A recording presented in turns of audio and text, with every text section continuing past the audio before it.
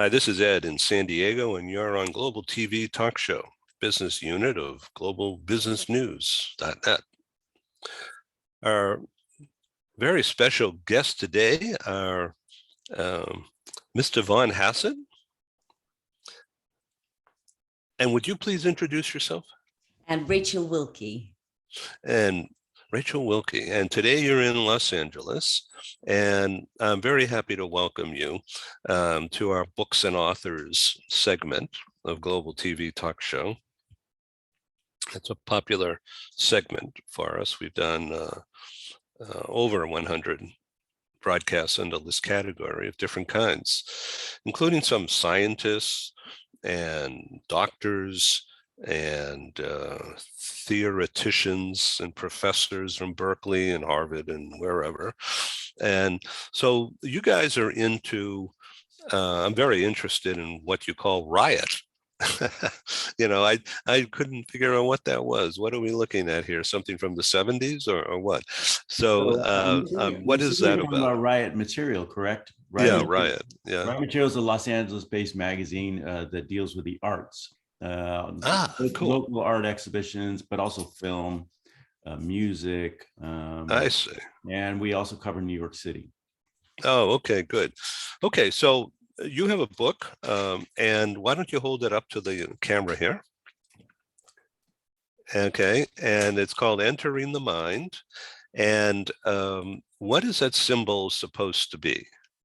That symbol on the cover is the backside of a beautiful Tibetan mandala created over several centuries ago.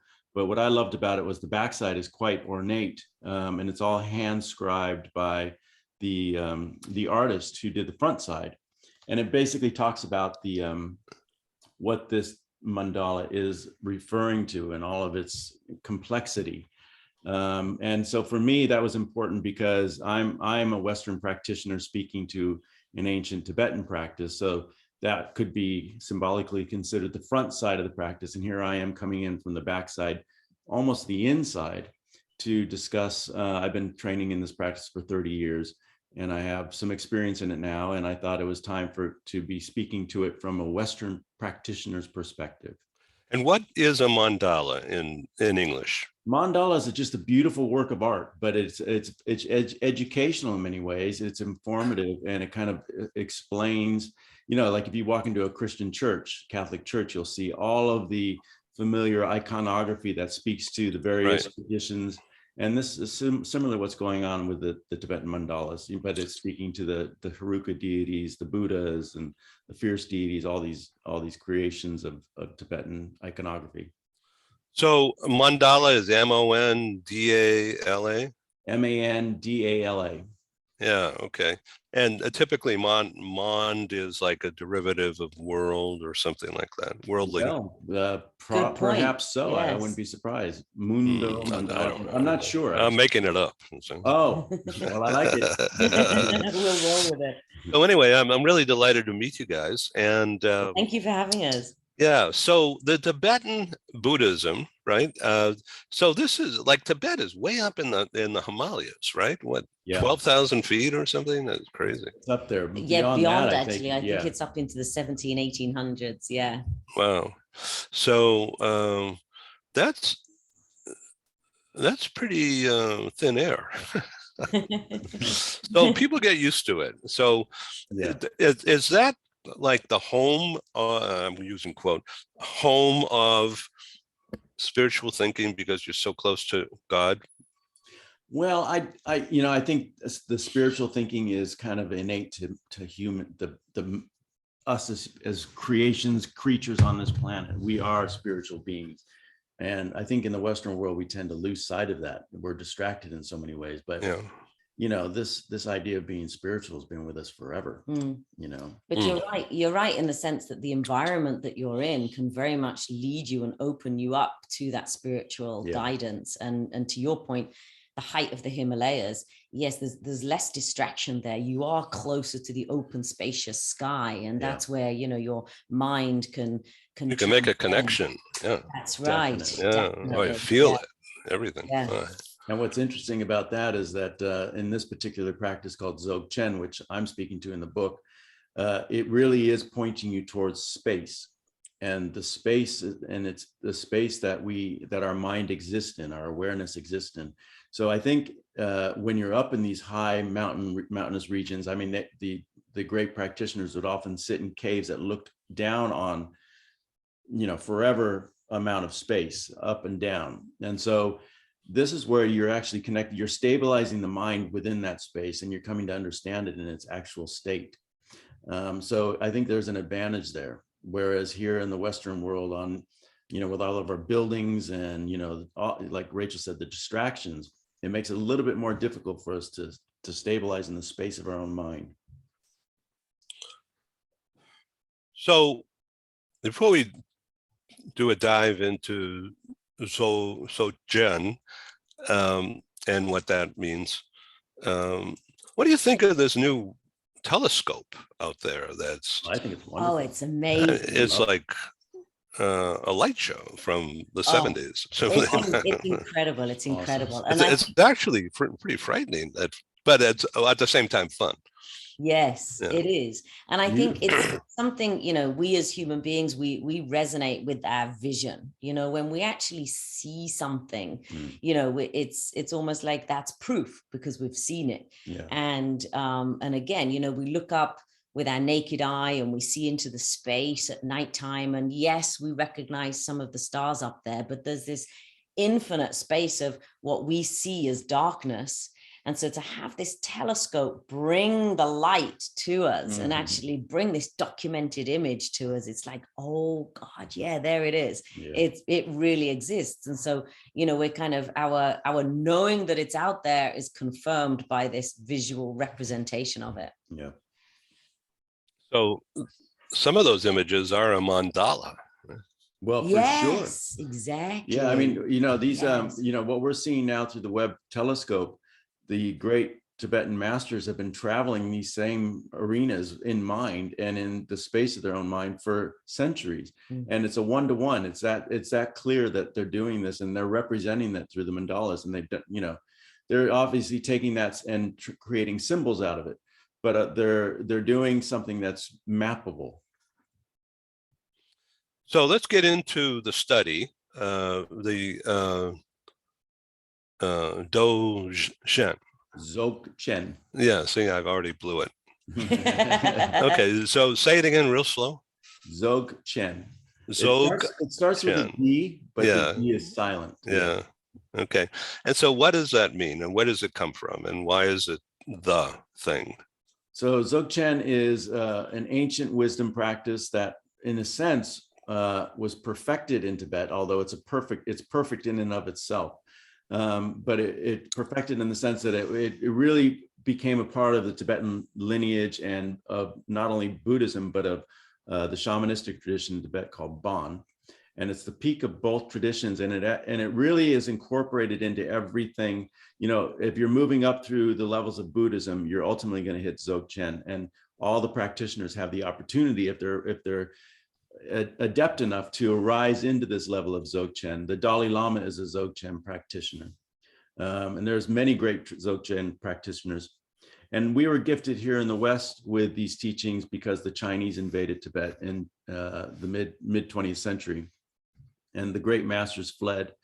And they were given permission then to now start teaching it to the world. They felt it was time to share it out. And to the benefit of many of us who have been learning it and practicing it for quite a while now. And the students of this tradition, I'm one of them, are now at the level where we can start speaking to it with confidence and a sense of knowing. Though I wouldn't consider myself a master on the level of Sonyi Rinpoche, who's teaching here in the States, I can speak to it to inform an audience, and I have experience in it. So I'm confident in that. So how is this relevant to the work of Dalai Lama? Well, the Dalai Lama is very careful. He speaks in mass, events to ideas of Buddhism and well-being and, managing anger. He's he's a representative of the entire tradition, and also he's a representative of the hierarchy of old Tibet. Now, when he gives very specific teachings, he will speak to Zogchen. In fact, I think he recently just wrote a book that speaks to Zogchen. And again, it's more introductory because the Tibetans are very careful not to speak too deeply to these teachings, because they can lead people astray. If you're not really stable in your practice of meditation, you can really kind of miss the mark a bit. And so they're all very careful to not go too deep unless they know you're ready for it. Okay, so take us down a path here about your study. Excuse me. About Zogchen. Okay, so there's a lot of Buddhist practitioners out there, and they're getting the big dose of what it means to kind of stabilize the mind, and where are they moving toward ultimately in their practice. And really it's about living a life in a certain way. Zogchen is ultimately the peak of that. In many Buddhist books, you'll see little references to Zogchen, tiny little things that you just read on over and you pass it by and don't think too much about it. But these are moments to stop and look to where that reference is coming from, and go to the back of the book and find the source book. Because ultimately, Zogchen teaches you the final step of how to recognize this mind that is reading the book. We have an awareness mind that is thinking all the time, but there's something that gives rise to this awareness mind, this conceptual mind. And this is our stable, ongoing, eternal being that is an awareness being that doesn't need the body. It doesn't need anything. It's stable. It's as stable as space. It's as eternal as space. And they're one-to-one. Space and awareness are one-to-one. So Zogchen is pointing us directly toward that essence, that awareness essence in each of us. And this is the essence in each of us that is already enlightened, that's already awakened. And yet we need to stabilize in it. We need to practice and become aware of it, recognize it, and then stabilize it. How do you practice it? You just sit down and meditate. You sit down and you watch the awareness, you watch the conceptual mind thinking, and you look toward the source of all that thinking. There's very specific pointing out instructions that help you find this mind. And it's a mind that we don't pay any attention to because it's not doing much beneath the conceptual mind. It's just kind of sitting there waiting for you to see it. But once you see it, that's where you sit there and you rest and you look at it and you observe it and you become familiar with it. So again, I'm an outsider, of course. So how does one get into the idea of preparing to study? Because you just can't turn the page and start reading something. I suppose you could, but yes. Well, that's a great point, actually. And I think that whereas meditation is taking you beyond the body, actually a good place to start is the body, because if the body is prepared to enter into this state of meditation, then the mind finds it easier to rest, and it finds itself easier to calm down. So there's a number of practices you can do with your body, which are very simple, that everybody could partake in. And, one is just actually start educating yourself on just how to eat cleanly. Just put clean, non-pesticide foods in your body. And this, you can actually radically cleanse out your body in a matter of weeks. So it doesn't matter about what diet you have. You can be eating anything that's suitable to your diet, but just choose organic or locally grown organic food sources, whether it's meat products or plant-based products, and make sure that your body's clean. I would say that's number one. And then number two, you can actually just sit with your body and become familiar with it and unite your mind's awareness to your body. And there's a lovely practice that C writes to in the book, early on in the book, as a preparatory practice, where you can actually just lie down and you start at your feet and you very, very slowly work up to your head. No, when you say work up, does that mean focus attention? Exactly. Yes. You bring your attention to your feet, your toes, the skin, the bones, the tendons, the muscles, and you just very, very slowly keep the focus of your mind on your toes, and then you slowly work up to each and every part of your body, and you can work into the organs, you know, as you start entering into the sort of intestinal area, and you can start focusing on the organs. And while you do this, if you do have some awareness, or you could read up a little bit about your chakras, because I know some of your audience will be well aware of chakras as energy wheels within your body. You can also bring your attention and your focus and effectively your awareness to your different chakras and keep working your way up. And this is a beautiful thing that you could do for a few minutes every day. I mean, at the beginning, it might take you half an hour to really kind of work your way slowly, but you can become a little bit more trained in it. And you could even do it in 10 minutes or so. And we kind of call it the body scan. So you can kind of scan your body. And what this does is it just really prepares to unite the mind and the body and bring awareness to aspects in your body. So a chakra, Chakra. Chakra.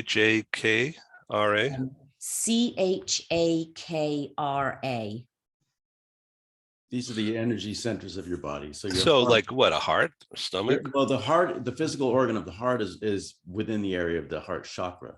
And this is the area that we learn to experience love. So when people say, oh, my heart is blocked, you know, they're speaking to their energy heart, and because they don't feel they can love so easily.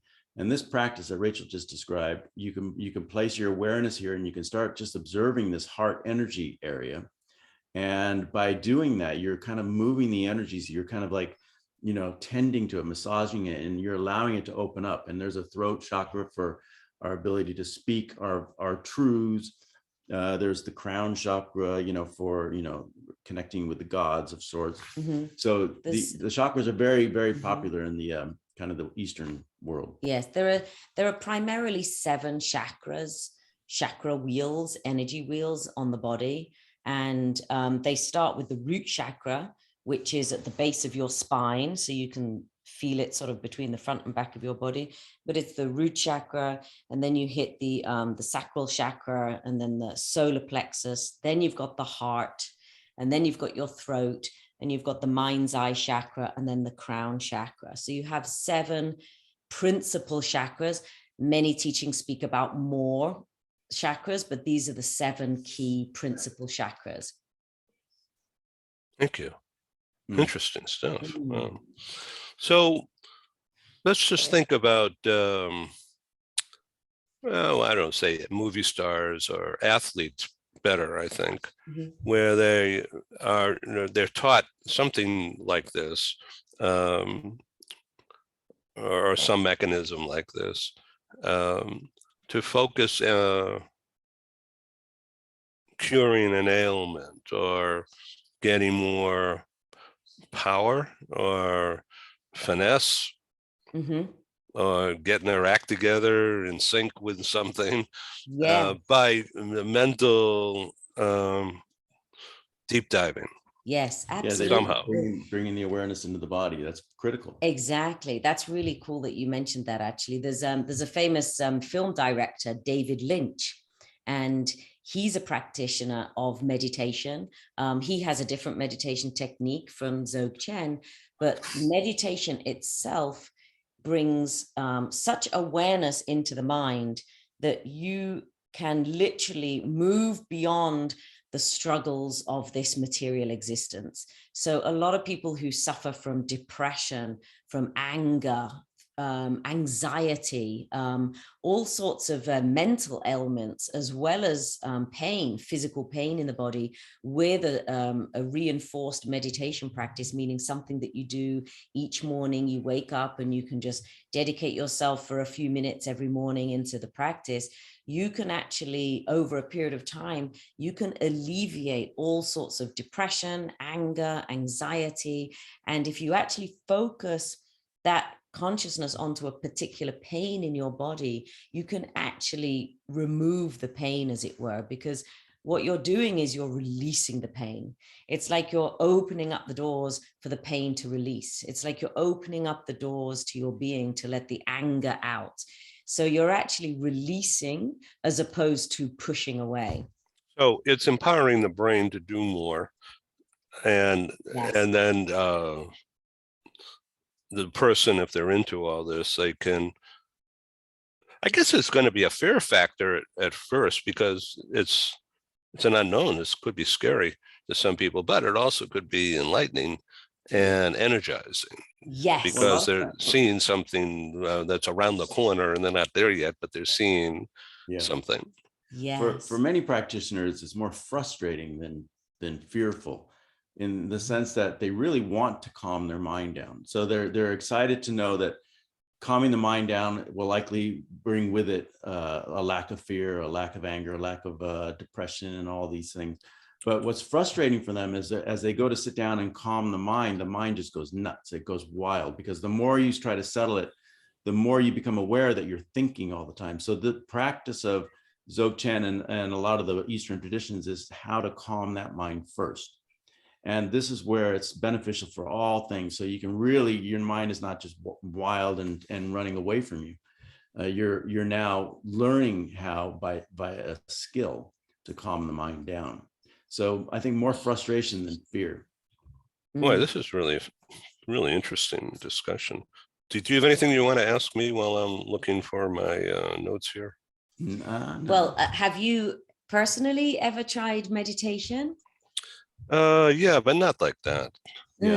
Yes. I don't know what I was doing, but, That's yes. the problem. Yeah. Well, yeah, Most that's people it. I don't. think there is in this Western society, there's sort of a lack of Can't find my notes. education Yeah. in that kind of meditation world. And I think that's where this book, actually, Entering the Mind, it really does give you the first step to start to inquire, learn about this particular practice, learn about meditation in general. And the way the book is outlined is that it really can take you step by step into the beginning with the preparatory practices, and then moving into the slightly more deeper conceptual practices that you can embark on later. So it's an interesting book that you could even take a year to read it, because you just take it chapter by chapter and practice as you read, So a lot of the work here is preparation to do more, knowing that you're not where you want to be now, and it's a process. It's yes. Like everything else, it really is developing a skill. So you wouldn't step into a corporate office and expect to be the CEO when you walk in. You need to learn all of it, all the way up to the top. And same with this. You don't just step in and try to understand the nature of your own mind without being prepared, because you just won't be able to do it. You won't be able to get past all the thinking that is your own conceptual process at work. So you got to learn to manage your own conceptual process. So it's taking kind of responsibility for your own inner world. Yeah. And I want to get to know it. I want to claim it. I want to claim power over this wild mind of mine. And that's a beautiful thing to do. So what is the website? It's enteringthemind.com. So Entering the Mind is an easy thing to say and think about. And it's like going into a museum. Well, more beautiful. It's not a fun house. I'm not talking about that. If you made the reference earlier to the Webb telescope, it's literally going into the mind and exploring it on that level. How unbelievable and jaw-dropping it is when you enter it into its natural state. And this is the state beneath the conceptual state. The conceptual state is what we're doing right now. We're talking, we're thinking, I'll leave and I'll go make a cup of coffee and think about our conversation. That's the conceptual state. But the natural state is the space of ourselves that gives rise to all that thinking. And when you enter that space, it's like forever. It's unbelievable. Thank you for being our guest on Global TV Talk Show. Thank you so much. I welcome you to come back. So Von Hassett and Rachel, thank you. Thank you so much. Have a Peace. Great day. Enjoy LA. Stay cool. Thank you. Okay, this is Ed in San Diego signing off. Bye-bye. Thank you.